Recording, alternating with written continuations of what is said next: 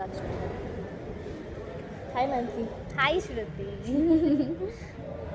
So, for my AS project, I'm going to ask you a few questions Okay. and let's take it as a conversation itself. Okay. Works. Okay, works? The topic, the theory that I'm working on is Laura Mulvey's visual pleasure, Okay. and that I'm focusing on male gaze. Got it.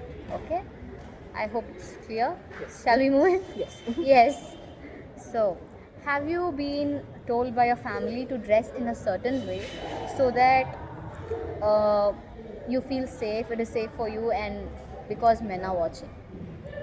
So I have a lot of instances actually. Sorry. Cut that off. Yeah. I have a lot of instances actually. In sixth grade, when I attended my puberty, what happened was obviously I was starting to grow all the secondary reproductive organs, Mm. and I was going through bodily changes for me. And my mother, she told me to start wearing shawl a Okay. lot more often. And obviously I would question her, and she'd say like it will make you feel safe, and she would tell me to wear clothes like shirt or something that's longer, that covers my rear, Yeah. and yeah, longer and looser, Okay. more than before. And it would make me feel very bad about myself, but at the same time it did actually avoid men looking at me because it did look nice, which Okay. sort of gave like a protection, and she was trying to do that, but it did bring down Your my confidence. confidence a lot. Okay.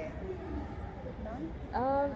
Few other instances are when in college, and sometimes I wear like crop tops or something. My mom would tell me not to wear because when you lift your hand, your tummy would be shown and everything.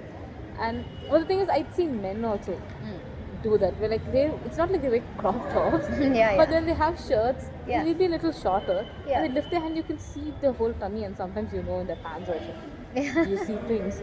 But still, there was no one telling them to wear in a certain way. Yeah. Well, okay. We have more common sense. Yeah.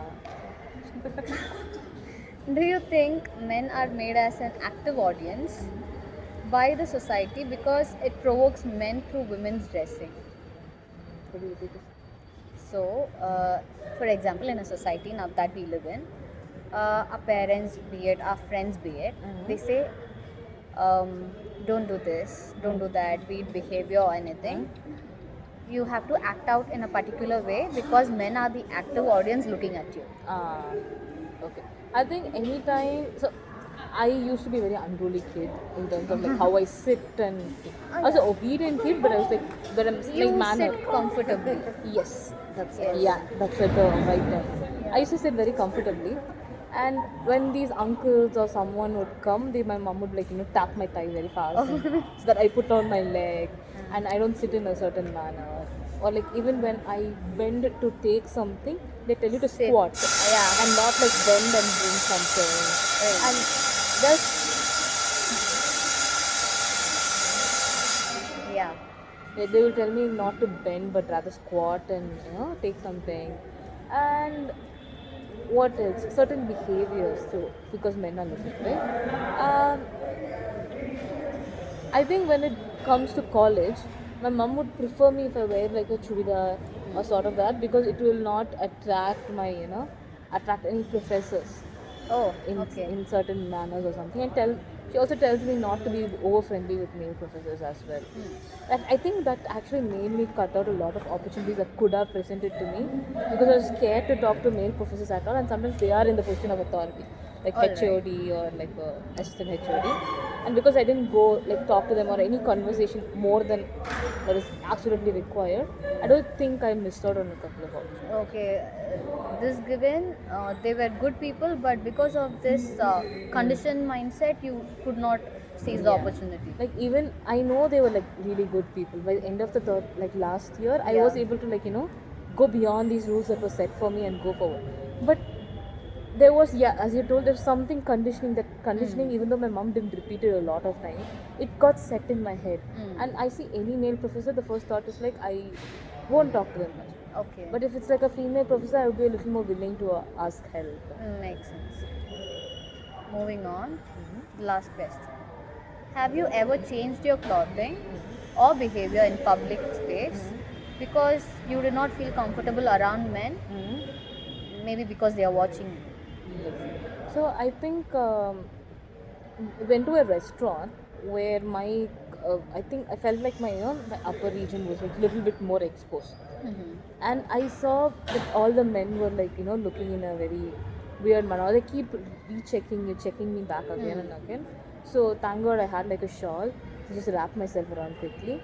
But like I think every day, most of the time, if I could, at least not here in Eugene, I would always wear a shawl because I live in this outskirts of the city, and inside college it's a different atmosphere. The people around your age, they have a little different mindset.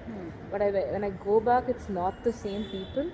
So I would most of the time just wear a shawl.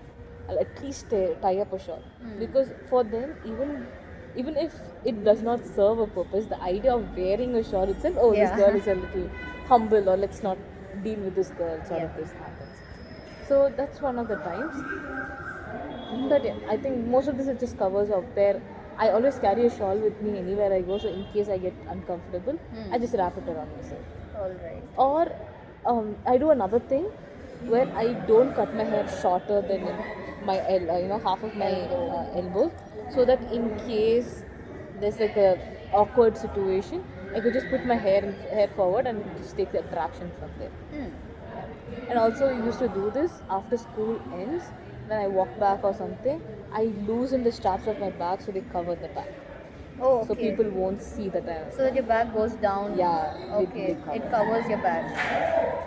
I mean, I still do carry that habit still now. Yeah. But I try to break out of it here and there. I do agree. Like even I used to do that. I used to loosen the bag and so it goes on. But I thought it served a different purpose.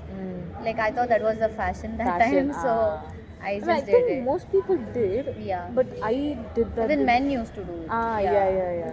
But I did it for that, and also the braids do help. The first school the thing, and the braids you put in the forward, and it takes off some kind of attraction. But it was annoying because first if you lower the bag, it gives you backache, and your hair always in front of you, like Yeah. it just makes your uniform itself dirty because you're wearing oil and everything. True. So even I want to add something to this question also, like because even till date my dressing is like that. I don't wear tight clothes because I'm very insecure about my curves. Because if I wear a tight clothing, nobody questions me here because I live alone in Bangalore. My friends are comfortable. Everyone is open-minded. But however, inside my head, the voiceless or the structureless voice screams out loud, "Run to your home, run to your home," so that you just don't feel comfortable. And the irony here is, I am comfortable. I like wearing this. I have my own opinion on my dress and my style. But however, I'm too scared. Somewhere in the back of my mind, I'm too scared to wear tight or fitting clothes. Even all my clothes are like one size bigger than my size. So that's something. I think this is mostly because the narrative we've been fed for a very long Yeah. time. Even in the movies we watch, or like even our parents, when we hear from different gossiping people who come and tell your parents some stories, it would be like this girl wore something and this is why it happened. Yeah. And even though we can say now that clothes don't matter, in our head that our parents would be okay with that, with another person saying it, but not you, because they could be like it's a preventable thing, and you could have prevented. Why didn't you? So I think it makes you think like you have to take responsibility for other people's Yeah. actions as well. True, very true. And I don't know, this active audience thing, I don't know how it got into men's head. With whatever said and done by our parents, like don't wear this, don't wear that. Nevertheless, regardless of that, it's somehow instilled in the men's mind that they are the active audience and we are the performers in our daily lives. So, be it college security, be it our teachers, professors, or wherever we go, any place we go, there's no place that is exceptional. So at this point, wherever we go, men stare at us. Men do stare at us. I don't know who has given them that privilege of being the active audience. So it's sad, but somehow we can say that it is conditioned, that this and all, but somehow it is done like that. I think it's mostly also because I think it's It's okay. I think it's also mostly because of the okay, not only just the narrative, because the society runs with just around them, and in this case, like clearly the world does go around them Yeah. only, and they get this sort of like very old privilege of always being put in a position of importance, because obviously that's like a male child and a girl child, they'll always give an importance to the male child. So this importance gave them this sort of a pass where they are like, oh, I can do anything I want. Where we women are always told to adjust, like in clothes and every format. Where there's no, I mean, there are more progressive parents right now, but we don't see before then a parent saying, don't look at a girl. When a girl is almost all the time told, wear something modest. And yeah, we need to change. I think acknowledging and pointing out it first is the best. Yeah, the utmost we can. Yeah. And given I've seen like men carrying forward whatever dress they wear according to the trend of that time, while their spouse is very much restricted. Even if they are wearing sleeveless, the, the worst thing that I could hear was, I give my wife the privilege of or the permission to wear sleeveless, but when in front of family she should wear a dupatta. Is she not covering her boobs enough in the dress itself? I think this reminds me of this one show in Vijay TV called Mia Nana, Uh-huh. where I remember they made two oppositional team they always make, right? One was the daughter-in-law and one is the mother-in-law. And the mother-in-law is saying, I don't mind my daughter-in-law wearing like denim and don't like wearing the jeans, or I don't mind her wearing. She can wear chudidar if she wants. Okay. She can. She can. Yeah, she wants her to wear sari, but she doesn't mind. Uh-huh. But she would never allow her to wear like a pajama set or like a shorts, because there is father-in-law in the house. So she doesn't believe her own husband. That's the thing. So it's always the responsibility seems like always put on the women itself. Yeah. Though the most of the thing is done by the men. Again, the statement that I blurted out is, doesn't she believe her husband? But on the other hand, inside the rooms, it would be the husband asking the mother-in-law, like the father-in-law asking the mother-in-law to correct the daughter-in-law, Yeah. whereas they don't have anything to correct the daughter-in-law for. I think this male case or the patriarchy itself had like prolonged for so many centuries only because there was not support just from the men's side but also from the women's side. Yeah. I mean, patriarchy is very much supported by women rather than men at this point in It time. is so conditioned in their head. Also, this one type of they are doing this, but there you can also see how this is what made them feel safe. They were like, okay, I should take responsibility in my own hand.